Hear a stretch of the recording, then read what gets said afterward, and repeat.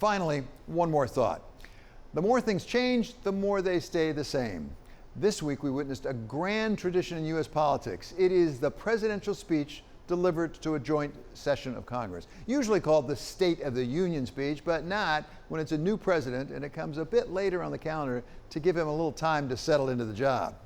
This year, much of the focus was on all that was different: the relatively empty hall, the masks, the fist bumps instead of handshakes, and perhaps most consequential, the presence of two women on the dais behind the president, Speaker of the House Nancy Pelosi and Vice President Kamala Harris, something President Biden featured right at the very top of his talk. No president has ever said those words from this podium. No president has ever said those words, and it's about time.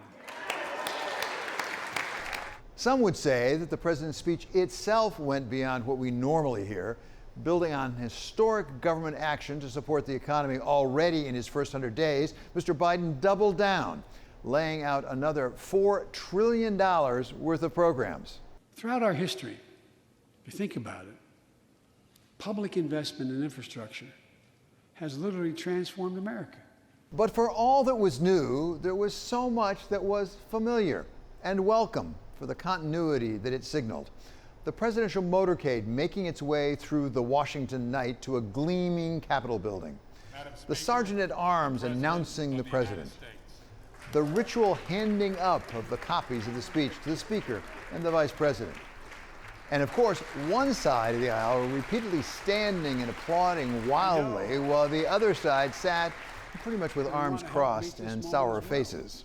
All happening in a hall that less than 100 days ago was being stormed by a mob, with Capitol security drawing their weapons to defend some of the very lawmakers listening to Mr. Biden's speech this week. We'll see how much of the president's ambitious agenda he can get through the Congress. We'll see whether all those taxes come to pass, and if so, whether they dampen economic growth. But whatever comes of it, whether we like where things are headed or not, can't we all celebrate that despite the setbacks, despite the challenges, we keep going?